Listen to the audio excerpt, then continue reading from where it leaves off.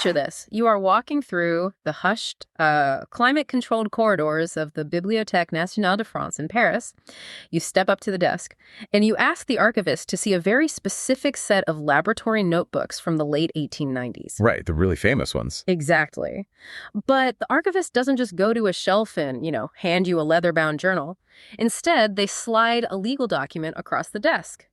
It's a liability waiver. Oh, wow. Yeah. You literally have to sign away your right to sue the French government if interacting with this artifact harms you. So after you sign it, they disappear into the back, and when they return, they aren't carrying a book. They are carrying a heavy, custom-built, lead-lined box. It is honestly one of the most surreal experiences a historian or a scientist can have. Because the moment they open that heavy lead lid, you are looking at pages that are physically dangerous to be near. It's mind-boggling. I mean, over a century has passed since the ink dried on those pages, and they are still emitting high-energy radiation. They are literally vibrating with the invisible energy of the work that was done around them. They really are. Welcome to a special deep dive, tailored specifically for the Minds in Motion, Scientists' Lens channel. If you are joining us today, you are the kind of thinker who wants to look under the hood of reality. You want to understand the foundational mechanics of the world, not just what happened, but the gears and levers of how it happened. Yeah, the real mechanics behind the history. Right.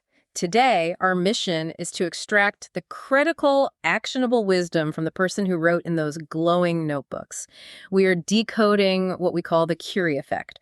It's the core mechanics of a mind that managed to shatter the boundaries of physics and chemistry. And we really are talking about shattering boundaries at the atomic level here. Marie Curie didn't just add a new page to the textbook of science. She basically forced humanity to rewrite the entire encyclopedia. She totally did. But what is truly staggering about her life, and what I think will anchor this entire conversation for you listening, is the sheer physical reality of her legacy. It is not an abstract theory. It is a reality so intense that it requires a lead box 100 years later. It's tangible, but, right alongside that intense, glowing scientific reality, there is a detail about her personal life from her 20s that absolutely stopped me in my tracks when we were looking at the sources. It is so utterly mundane, yet it explains so much. Oh, the wardrobe thing. Yes. While she was doing the math that would unlock the atomic age, she owned exactly one dress. A single, dark, utilitarian dress. Oh.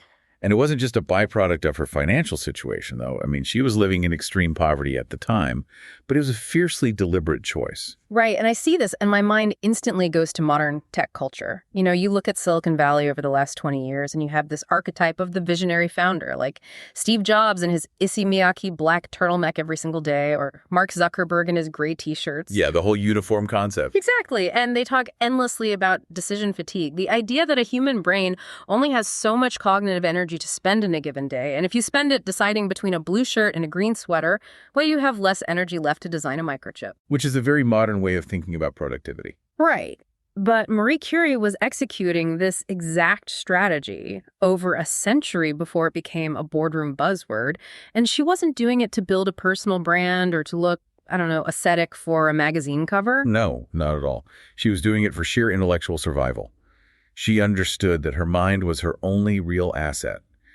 Every second she spent contemplating a wardrobe was a second stolen from her equations. She ruthlessly stripped away the non-essential, just pruning her daily life down to the barest minimum so that 100% of her cognitive load could be directed toward decoding the universe. But wait, I have to push back on that a little bit. Okay. Because it sounds incredibly romantic in hindsight, Yeah. The monk-like scientist who only cares about the data. But human beings don't usually operate like that. You don't just wake up one Tuesday, decide you're going to ignore all societal norms, wear one dress, and become singularly obsessed with radioactive isotopes. No, you definitely don't. That kind of laser focus isn't natural. It feels like it has to be manufactured. So how does a person actually arrive at a state where their notebooks are radioactive and their wardrobe is completely irrelevant? You're entirely right to question that because it isn't natural at all. That level of singular, almost frightening focus isn't something you were simply born with.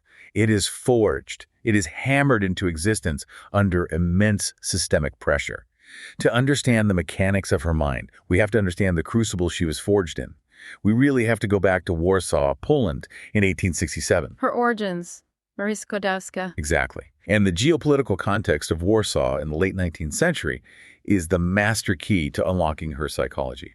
Warsaw at this time did not belong to a sovereign Poland. It was under the brutal imperial rule of the Russian Empire. This was an era of aggressive Russification. Russification. Yeah. The Russian authorities were actively trying to erase Polish culture, the Polish language, and Polish identity itself. Okay, let me make sure I understand the mechanics of this oppression. When we say they were erasing the culture, what does that actually look like on a Tuesday for a young girl in Warsaw? Is it just that, like, the street signs are in Russian, or does it go deeper into the actual infrastructure of her daily life? Oh, it penetrates every single layer of existence. In the schools, speaking Polish was strictly forbidden. The teachers, who were often Russian inspectors, would conduct surprise raids on classrooms. Wait, surprise raids in a middle school? Yes.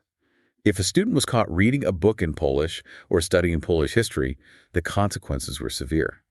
We're not talking about a bad grade or detention. We're talking about potential ruin for the student's family, loss of employment for the parents, or even exile to Siberia. It was a surveillance state operating within the walls of a classroom. That is terrifying. And for women, the walls closed in even tighter. Education for women beyond a very basic rudimentary level was explicitly, legally forbidden by the Russian state. I really want you, the listener, to just pause and absorb the weight of that.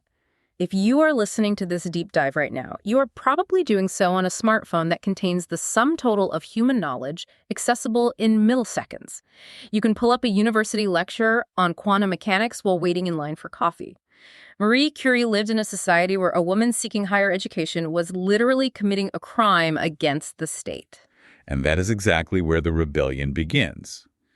Because Maria and her sister, Bronislawa, did not simply accept that decree. When the official doors to education were locked and guarded by the police, they turned to a clandestine network. They enrolled in what the Poles called the Flying University. The Flying University. I mean, it sounds like something out of a steampunk fantasy novel, but this was a very real, very dangerous logistical operation, wasn't it? It was an underground, illegal educational enterprise. And it was called flying because it had to remain in constant motion to survive. To evade the Russian secret police, the classes could never be held in the same place twice. So they were just constantly moving around the city. Yeah. They would meet in hidden basements, in the cramped attics of sympathetic citizens, or in private living rooms after dark. They would constantly shift locations, smuggling in scientific instruments and textbooks under their coats. Okay, I want to unpack the psychology of this, because if your very first introduction to advanced chemistry and physics involves sneaking through frozen cobblestone streets at night, whispering passwords, and listening for the footsteps of the Russian police outside the door, how does that rewire your brain regarding the fundamental value of knowledge? It changes everything. Right. Like when you finally reach a legitimate laboratory later in life, do the standard academic pressures like a grumpy peer reviewer or a missed grant deadline, they just seem completely laughable compared to the threat of a Siberian prison camp? That is the exact psychological shift that occurs. Think about the friction involved in just acquiring a single textbook in that environment. When you have to risk your freedom and potentially your life merely to listen to a lecture on thermodynamics, your relationship with knowledge undergoes a radical transformation. It's not a chore anymore. Exactly. You no longer view education as an institution you passively participate in. You view it as a hard-won prize. It is a defiant act of rebellion. Knowledge becomes precious, and when you fight that hard to acquire a tool, you do not let that tool sit idle. It strips away all the entitlement. She wasn't going to class because society expected her to. She was going because society explicitly forbade her to. And that survivalist mindset is exactly what she packs in her suitcase when she finally escapes Poland. Yes. In 1891, at the age of 24, she finally makes it to Paris to enroll at the Sorbonne. Yeah. But again, she isn't arriving on a comfortable scholarship. The mechanics of how she got there are just as grueling. She had to pay her own way. More than that. For years prior to this, she had worked as a governess in the Polish countryside, enduring terrible conditions and heartbreak, specifically to fund her sister's medical studies in Paris. It was a pact, right? Like a literal financial and intellectual pact between two sisters. The deal was basically, I will work and send you money so you can become a doctor, and once you are established, you will support me so I can study. Exactly. It is a brilliant, desperate strategy. So she arrives in Paris, moving into a freezing garret apartment because she can barely afford coal for the stove. Her French is imperfect.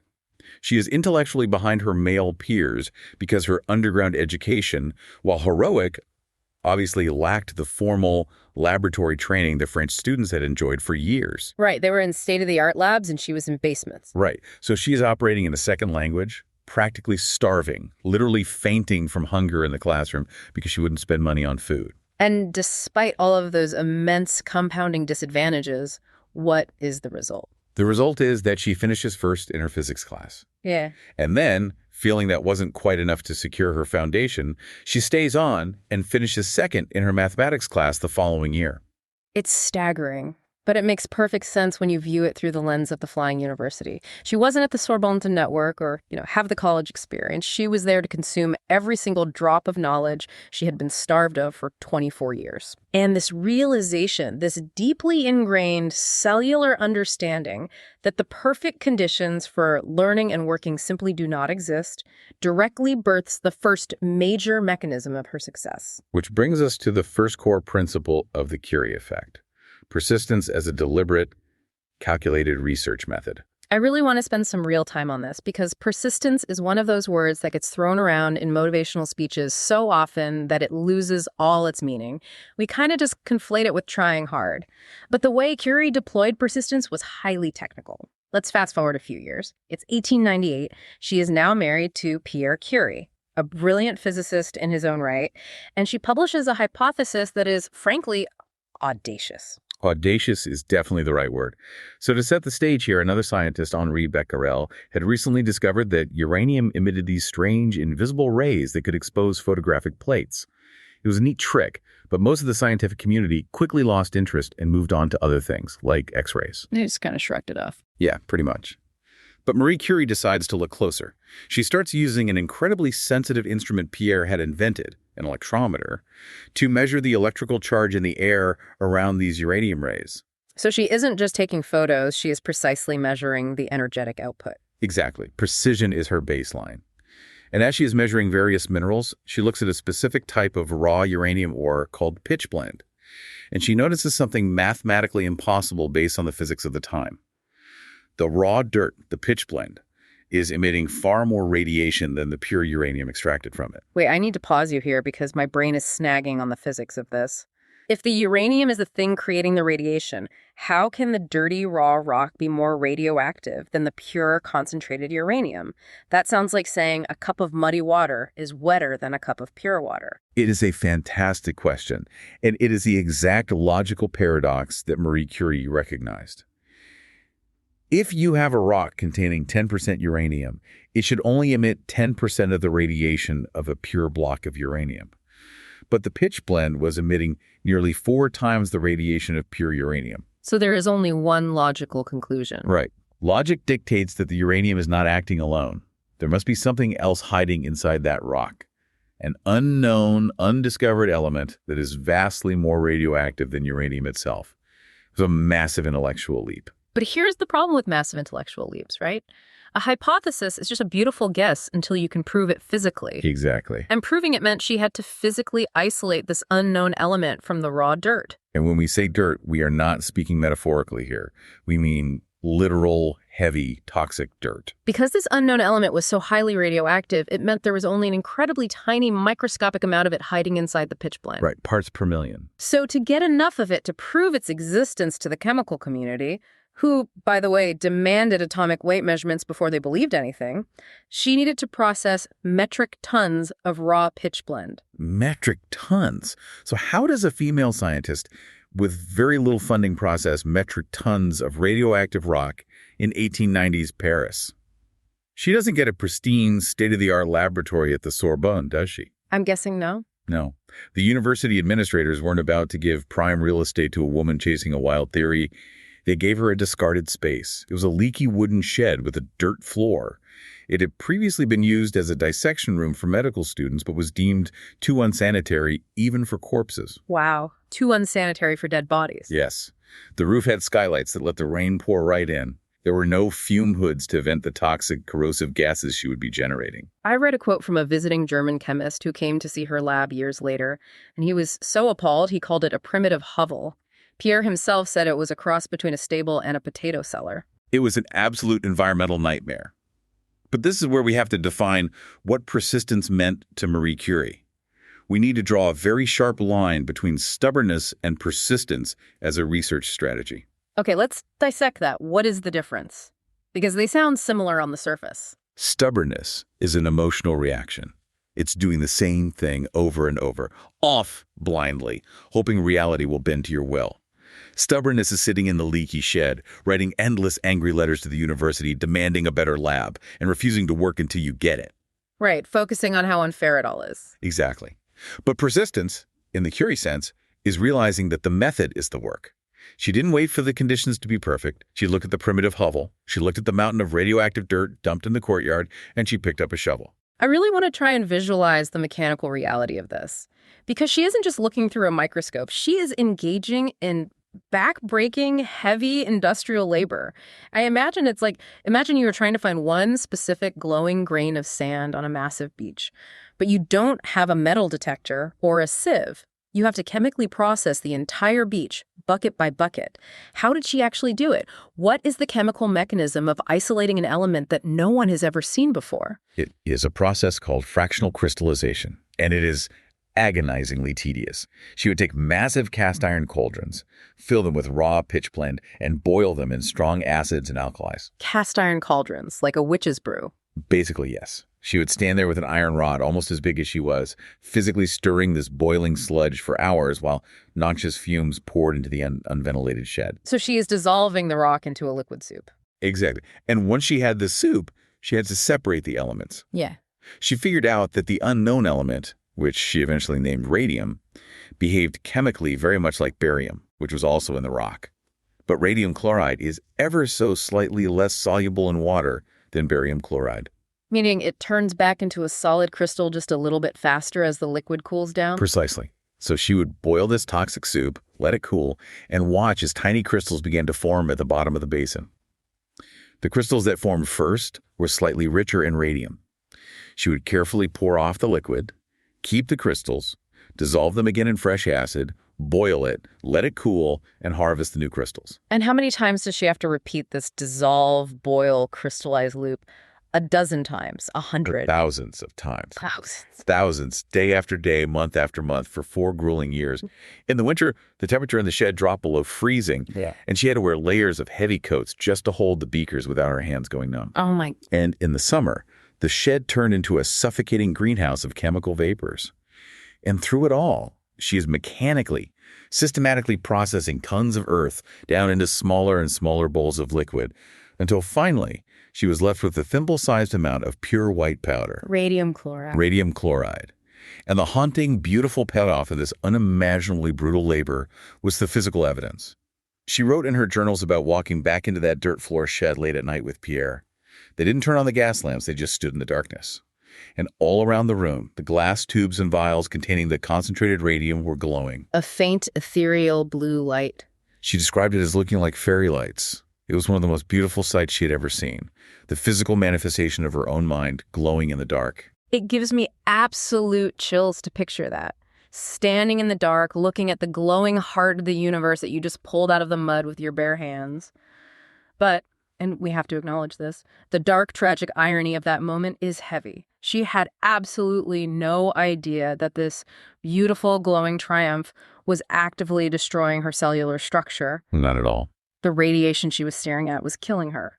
It is a profound tragedy. But the lesson we extract from this isn't a romanticization of suffering. The Curie effect does not dictate that you must suffer to be great. The lesson is about confronting the reality of your conditions. If you have a hypothesis about your work, whether you are engineering a new software platform, building a business, or writing a novel, if you wait for the pristine laboratory, the perfect funding, and the ideal weather, you will be waiting forever. You have to start boiling the dirt you have today. You process what is in front of you. That is the first principle. But once you spend 4 years boiling the dirt and you finally isolate the glowing element, you run into a completely different kind of obstacle, because extracting a new truth from the earth is really only half the equation in science. That's right. The earth gave up its secrets to her shovel and her acids. But human institutions are far more stubborn than pitchblende. Once you find the truth, you have to force a highly skeptical, deeply entrenched world to acknowledge it. And that leads us to the second principle of the Curie effect, the power of naming or precision as courage. This is where the physical labor ends and the institutional warfare begins. When Marie Curie first presented her theory of radioactivity, the scientific establishment, which was dominated entirely by men with very rigid hierarchies, was intensely dismissive. And we have to be clear about the nature of the skepticism. They weren't just debating her data. They were skeptical of her very existence as a scientist. Right. She didn't fit their mold at all. Not even a little. She was a woman, an immigrant from a subjugated nation, working out of a leaky shed, claiming to have discovered an energy source that seemed to violate the law of conservation of energy. Because the radium just kept glowing and emitting heat, seemingly out of nowhere without being burned or consumed. It totally broke the rules of 19th century physics. Exactly. It threatened the entire foundation of their worldview. And the establishment's instinct, whenever faced with a fundamental threat, is to ignore it, or worse, to attribute the success to a more acceptable source. Meaning Pierre. Exactly. And we see the culmination of this institutional erasure in 1903. The Nobel Prize Committee in Sweden was preparing to award the prize in physics to recognize the discovery of this new phenomenon of radiation. The initial nomination was drafted, and it listed two names: Henri Becquerel, who first noticed the rays, and Pierre Curie, who helped Marie measure them. They intentionally officially left Marie Skłodowska-Curie off the ticket entirely. The woman who actually formulated the hypothesis, who spent 4 years stirring the boiling acid, who proved the existence of the new elements, was erased from the historical record by the stroke of a bureaucrat's pen. I mean, how did the Nobel Committee function back then, that they could just ignore the primary author of the research? Well, the committee relied on nominations from established members of the scientific community. And the French academics who submitted the nomination simply could not fathom that a woman was the driving intellectual force. They assumed she was merely Pierre's capable assistant, a lab tech. But Pierre finds out. He does. A sympathetic member of the committee secretly warned Pierre. And to his immense credit, Pierre was furious. He wrote back immediately, stating unequivocally that he would not accept the prize unless Marie was recognized as the primary instigator of the research. He forced their hand. And so, begrudgingly, the committee included her, making her the first woman in history to win a Nobel Prize. Okay, so she gets a Nobel. You would think that settles it, right? I mean, you win the ultimate prize in science, and the establishment has to bow down and accept you into the club. You would think so. But institutional bias is incredibly resilient. Fast forward to 1911. Marie Curie is nominated for membership in the French Academy of Sciences. This is the absolute pinnacle of the French intellectual elite. Being admitted means you have arrived. You are officially part of history. And she's a Nobel laureate at this point. It should be a rubber stamp. It was a brutal, public, humiliating battle. The right-wing press in France launched a vicious, xenophobic, and sexist campaign against her. They claimed she wasn't truly French, they downplayed her intellect, and the Academy itself held a vote. And she lost. She was rejected by just 2 votes. 2 votes? That is insane. And just to underscore how deeply entrenched this sexism was, the French Academy of Sciences steadfastly refused to admit a female member until 1962. 1962. Yes, that is nearly 30 years after Marie Curie died. That is infuriating. So if you are Marie Curie and you are facing an entire systemic structure that is biologically and politically designed to ignore your existence, how do you respond? You don't have the voting power. You don't control the press. What is your weapon? Her weapon was language. Her strategy was an absolute rigid precision in naming things. Explain the mechanics of that. Why does naming matter so much? We often think of naming something as just putting a label on a jar. It seems administrative. But in the realm of original foundational research, naming an anomaly is a profoundly aggressive defensive maneuver. When you observe something strange in the data, it's just a vague theory. It is a wisp of smoke. It is incredibly easy for the establishment to dismiss a vague theory as an error, a fluke, or an artifact of bad equipment. Oh, your electrometer was just miscalibrated, Madam Curie. Exactly. But the moment you give that anomaly a specific, defined name, you give it boundaries. You move it from the realm of observation into concrete reality. Naming it is a bold claim of existence. So when she realized that this emission of energy was an atomic property, she didn't write a paper saying, "I have observed some interesting behavior in uranium." She coined a brand new word, radioactivity. She invented the term. Yes. And when she discovered the new elements, she didn't let the French Academy name them. She named the first one polonium, an incredibly provocative political act, naming it after her homeland of Poland, a country that didn't even exist on the official map at the time because the Russian Empire had swallowed it. By naming an element polonium, she forced every Russian scientist who studied radioactivity to acknowledge the existence of her country. That is an unbelievable flex. It's literal scientific warfare. And the second element she named radium, from the Latin word for ray. And later, the scientific community would adopt the unit of measurement for radioactivity and call it the Curie. I really want to dig into this because we see this dynamic a lot today, and I think we often misinterpret it. We look at scientists or explorers who name a bug or a comet after themselves, and we roll our eyes and think, what an ego trip. But in Curie's context, is naming your discoveries an act of vanity?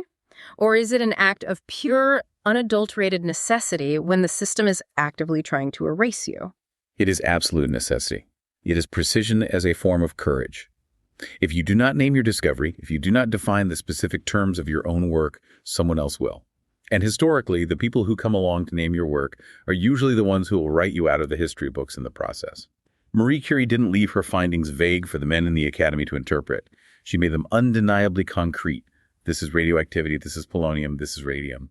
She hard-coded her existence into the vocabulary of physics. You literally cannot speak about nuclear science without speaking her words. Precisely. And that is a powerful takeaway for anyone listening who is doing original work. If you see a pattern no one else sees, if you build a framework or solve a problem, do not wait for a committee to validate it. Name it, define it, put a border around it. By naming it, you force the world to interact with your work on your exact terms. It's brilliant. But listening to this, the image of her defiantly coining terms, boiling vats of acid alone in the freezing hovel, fighting off the sexist academy, it's very easy to fall into a specific psychological trap. It sounds like a movie trailer for the ultimate lone genius, the solitary warrior battling the world. We culturally obsess over the lone genius narrative.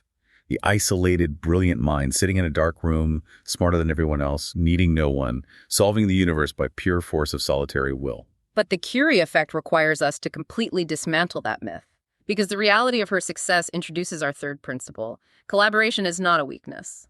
This is where we have to look closely at Pierre Curie, because the dynamic between Marie and Pierre is one of the most remarkable intellectual partnerships in human history. To understand it, you have to realize that Pierre was not just a supportive spouse who fetched her coffee. Right. What was Pierre actually doing before he met Marie? What was his status in the science world? He was a rock star in the world of physics. He was internationally renowned. He and his brother had discovered piezoelectricity, which is the electric charge that accumulates in certain solid materials like crystals. It is the fundamental physics that makes quartz watches and ultrasound machines work today. Oh, wow. I didn't know that. Yeah. He was heavily invested in studying magnetism, doing groundbreaking work on how temperature affects magnetic fields, something still known today as the Curie law. He had a whole career, his own laboratory, his own soaring trajectory. So he is a heavy hitter. He's not looking for a project to attach himself to? Not at all. But when Marie began to uncover the anomalies in pitchblende, Pierre looked at her data. And he made a choice that is almost unheard of in the hyper-competitive, ego-driven world of academia. He looked at his own respected research on crystals, and he looked at her bizarre, glowing dirt. And he realized her problem is more important than my problem. Her research was pointing toward a fundamental reshaping of the universe. But what does he do? He drops his work. He literally abandons his own research on magnetism to join her in the shed and help her process the pitchblende. I want to just marvel at the absolute ego death required to do that. Think about how rare it is for a brilliant, established mind to look at someone else's work, especially the work of an uncredentialed immigrant in the 1890s, and say, this is the future. My name is secondary to this. I will put my entire career on hold to help you solve your problem. It is the definition of true, functional collaboration.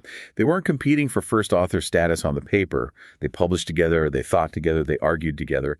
It was a genuine intellectual symbiosis where the other person's insight is treated as your own resource. Pierre brought his expertise in building precise instruments, like the electrometer, which allowed Marie to accurately measure what she was chemically isolating. It makes me think of music. It's like being the lead guitarist in a legendary rock band. You are great, you get the spotlight, you play the solos, but you are listening to a new track the band is working on and you realize, you know what? This song doesn't need a soaring guitar solo. It needs a driving rhythmic bass line. So you put down your Stratocaster, you step back into the shadows near the drum kit, and you play bass just to make the music fundamentally better. Pierre played bass so Marie could build the atomic age. That is a perfect analogy. And it challenges us to look at our own modern environments. How do we find our own Pierre in a corporate or academic world that is obsessively focused on individual KPIs, personal branding, and taking individual credit for every microachievement? It requires a radical shift in your value system. You have to value the final outcome of the work, the discovery of radium, the success of the product, the truth of the science, more than you value the applause. The right collaborator does not diminish your genius. They multiply it exponentially. They cover your blind spots. Pierre could build the machines, and Marie had the chemical intuition and the relentless drive. Together, they were an unstoppable engine. Which is exactly why the next chapter of her life is so psychologically devastating. Yes. 1906. It is one of those historical events that is so sudden, so absurd, it feels like bad fiction. Pierre is walking across a busy street in Paris. It's raining. He's carrying an umbrella, his mind likely lost in an equation. He slips on the wet cobblestones, falls into the street, and is struck and instantly killed by a heavy horse-drawn wagon. Just like that. The physics of a slipping boot and 6 tons of freight end his life in a second. I cannot even begin to imagine the psychic whiplash of that. Marie later wrote in her private diary, which is agonizing to read, by the way, that she felt she was losing her mind. She didn't just lose the love of her life, she lost her lab partner. She lost the other half of her intellectual processing unit. It is an unfathomable, compounding loss. She's plunged into a deep, dark depression. But observe what she does with the work. She does not shut down the lab. The university offers her a state pension as a grieving widow. She refuses it. Instead, she demands to take over Pierre's vacant professorship. The first woman to ever hold a professorship at the Sorbonne. Yes. She steps into his shoes, takes over his classes, and then she begins to institutionally scale their collaborative spirit. She builds the Radium Institute, now known as the Curie Institute. It was designed to bring physicists, chemists, and medical doctors together in one place to collaborate on using radiation to cure cancer. And she begins to deeply mentor the next generation of scientists. Including her own daughter, right? Yes. Irene Joliot-Curie. Marie trained her so well and fostered such a collaborative environment that Irene and her own husband went on to win the Nobel Prize in Chemistry in 1935 for discovering artificial radioactivity. That is the ultimate proof of the principle. She didn't hoard her knowledge in a tower of grief. She multiplied it. If you want to change the world, the lone genius myth is a trap. You have to multiply your capacity by building systems of collaboration. Exactly. And by the early 1910s, she is operating at the absolute zenith of global academia. She had 2 Nobel Prizes, one in physics, one in chemistry. She directs a world-class institute. She is finally a celebrated, undeniable titan of theoretical science. She has earned the right to stay in the ivory tower forever. I mean, she could have spent the rest of her life in a warm office, writing equations on a chalkboard and attending banquets. She could have. But then, the world outside her laboratory broke down. And this brings us to the 4th principle of the Curie effect, applying knowledge or serving something larger. August 1914. World War I erupts, and the German army is marching toward Paris. The scale of the carnage in the first months of World War I was unprecedented in human history. Industrialized weapons, machine guns, heavy artillery were shredding human bodies on an industrial scale, and the French military medical corps was completely unprepared for it. Let's talk about the medical mechanics of the battlefield at that moment. What was the specific problem surgeons were facing? The problem was shrapnel and bullets deep inside the body. When a soldier was brought to a field hospital with a shattered leg, the surgeons were essentially operating blind. They didn't have X-ray machines at the front lines. Those were massive, delicate, fragile installations permanently bolted to the floors of fancy city hospitals. So surgeons had to probe bloody wounds with their bare fingers, trying to find pieces of metal. If they couldn't find it, the wound would go gangrenous, and the only solution was amputation or death from infection. It's barbaric. So what does a 47-year-old 2-time Nobel laureate in theoretical physics do? Does she write a paper about the theoretical nature of X-rays? No. She executes one of the most incredible pivots in the history of science. She steps completely away from fundamental, pure theoretical physics. She realizes that the theory of X-rays is useless if it's sitting in Paris while soldiers bleed to death in the mud of the Marne. So she invents a solution, the petites Curies, or little Curies. She builds mobile X-ray units, but I want to understand the engineering of this. How do you take a delicate piece of hospital equipment and put it on a 1914 battlefield? She had to become an automotive engineer on the fly. She begged wealthy Parisian women to donate their Renault touring cars and delivery trucks. She stripped out the passenger seats. She mounted a heavy X-ray tube and photographic plates in the back. But the genius was the power supply. You can't plug an X-ray machine into a tree at the front lines. So she designed a system where a dynamo, an electrical generator, was hooked up directly to the truck's engine accelerator. Oh, wow. So you park the truck, leave the engine running, and the spinning of the car's engine generates the electricity needed to fire the X-ray tube. Exactly. It was a brilliant, gritty, pragmatic piece of applied engineering. But she didn't just design the trucks and hand them over to the army. The military bureaucracy was slow and sexist, and they didn't want a woman telling them how to run their medical corps. So she just bypasses them. She completely bypasses them. She learns how to drive a truck herself. She learns basic automotive mechanics so she can fix a busted carburetor in the mud. And she personally drives one of the very first petite Curies right to the bloody front lines. I am picturing Marie Curie, the woman who discovered radium covered in mud, cranking the engine of a heavy truck in a war zone while artillery shells are exploding in the distance, just so a field surgeon can see where a bullet is lodged in a 19-year-old's shoulder. That is exactly what happened, and she knew she couldn't do it alone.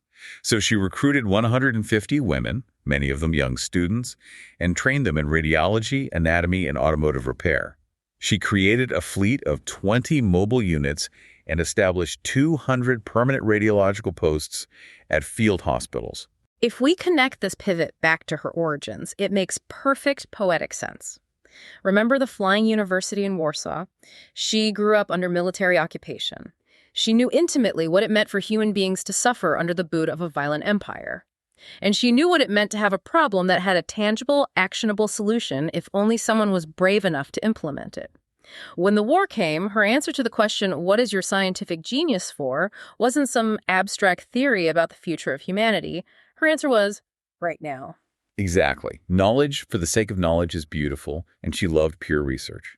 But knowledge applied to alleviate imminent human suffering is a moral imperative. Historians estimate that the X-ray units Marie Curie built, deployed, and managed treated over 1 million wounded soldiers during the war. 1 million? 1 million men kept their limbs or their lives because she refused to believe her expertise was confined to a chalkboard. I think about our modern professional culture. We are constantly told to specialize, pick a niche, stay in your lane, become the absolute micro-expert in one tiny sliver of the economy. Marie Curie had the most elite lane in the world theoretical physics. But she saw a massive, chaotic, logistical, and medical nightmare on the battlefield, and she just bulldozed right out of her lane to fix it.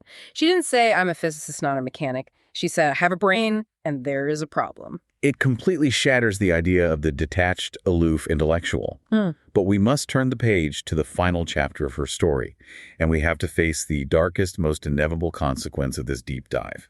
All of this relentless service, all of this relentless discovery, all of the boiling acid in the X-ray machines came at the ultimate personal cost. Which brings us to our fifth and final lesson. Let the work outlast the recognition. The year is 1934. Marie Curie is 66 years old, and she passes away in a sanatorium in France. The official cause of death is aplastic anemia. Let's look at the biology of that. What exactly is aplastic anemia, mechanically speaking, and what caused it? Mechanically, aplastic anemia is a catastrophic failure of the bone marrow. Your bone marrow contains stem cells that act as factories, constantly producing red blood cells to carry oxygen, white blood cells to fight infection, and platelets to clot your blood. What radiation does, specifically the high-energy gamma rays emitted by radium, is it penetrates the body and literally shatters the DNA inside those stem cells. The radiation acts like microscopic bullets tearing through the cellular machinery. So the factory shut down. Yes. Over decades of chronic, unprotected exposure, the radiation systematically destroyed her bone marrow's ability to regenerate blood. We talked earlier about her carrying glowing radioactive isotopes in her pockets. She would keep them on her desk as paperweights. The radiation seeped into everything, her clothes, her furniture, her cookbooks, and as we discussed at the very beginning, her notebooks. It is the ultimate tragic irony of her existence. The very element she birthed into the world, the element she thought was a beautiful miracle, was the exact mechanism that destroyed her from the inside out. It was. But while her physical body was failing her, we also have to examine the emotional and professional landscape she was leaving behind. Because her death wasn't the culmination of a peaceful, universally adored life. Throughout her entire career, even after the Nobel Prizes, she navigated a staggeringly cruel press. Right, they never really forgave her for being a brilliant, independent foreign woman. Never. They scrutinized her personal life, her grief, her relationships in vicious ways that her male colleagues, who frequently had their own scandals, were never subjected to. She constantly watched lesser male scientists receive institutional credit for work she had laid the foundation for. She was hounded, exhausted, and physically dying. And yet, how did she process all of that injustice? Did she spend her final years writing bitter memoirs or fighting with journalists? No. And this is perhaps the most profound psychological mechanism of the Curie effect. She did not spend much time complaining. Not because she was a passive victim, and certainly not because the sexism and xenophobia didn't deeply hurt her. She ignored it because she operated on a fundamentally different philosophical plane. She was practicing the ultimate form of scientific stoicism. She was playing the century-long game. Explain the mechanics of that stoicism. How do you just ignore people tearing you down in the daily paper? You realize that arguing with a biased committee or fighting a newspaper columnist is a thermodynamic waste of your precious, limited energy. She understood that human opinions, newspaper headlines, and bureaucratic slights are temporary. But physical reality is permanent.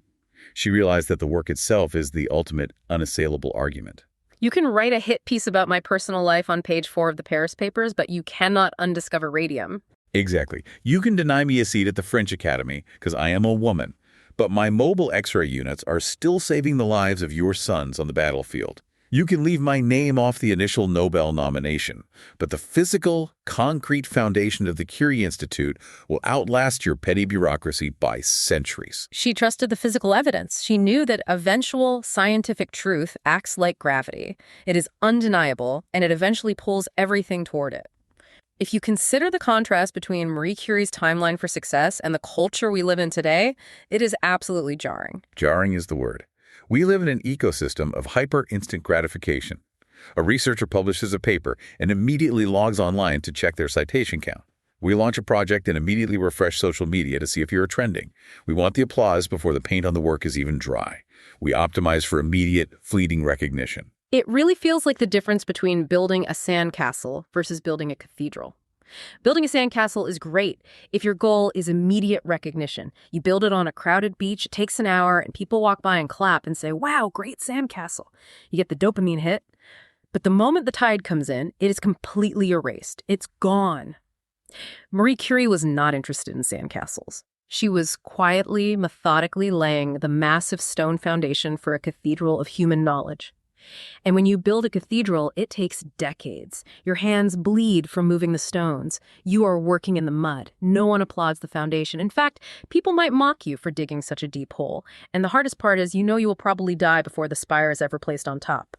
But you do it anyway, because centuries later, long after the critics are dead, the cathedral is still standing. Do work. That is true. Let it outlast the arguments about who deserves credit for it. That is the cathedral. It is perhaps the most difficult but the most vital principle of the Curie effect. The truth of the work is the only thing that truly survives the friction of time. Okay, let's take a deep breath and recap the incredible architectural blueprint we've just uncovered. For everyone listening on Minds in Motion, Scientist's Lens, we set out today to extract the foundational mechanics of the Curie effect. Let's lock these 5 principles into our minds. 1. Persistence as a deliberate method. Stop waiting for the perfect laboratory or the ideal conditions. Pick up a shovel, start processing the dirt you have in front of you today, and refine it. 2. Precision as courage. When you discover something new or build something original, name it. Define its boundaries. Do not let the establishment leave your work vague or attribute it to someone else. Force them to interact with your reality on your terms. 3. Multiply your capacity through collaboration. Find your Pierre or be a Pierre for someone else. True intellectual progress requires leaving your ego at the door and stepping back to play bass when the song requires it. 4. Apply your work to serve right now. Do not retreat into the safety of abstract theory when the world is burning. If your brain can solve a problem that alleviates suffering, you have a moral obligation to step out of your lane and get behind the wheel of the truck. And 5. Let true work outlast the recognition. Play the long game. Ignore the temporary noise of the critics. Build the cathedral. But as we bring this deep dive to a close, we have to ground all of this in reality. We've spent the last hour dissecting her life almost like she was an unstoppable machine, a superhero. But we cannot forget her deep, fragile humanity. That is the most important caveat. She wasn't an untouchable deity who felt no pain. She was a human being. She was intensely private.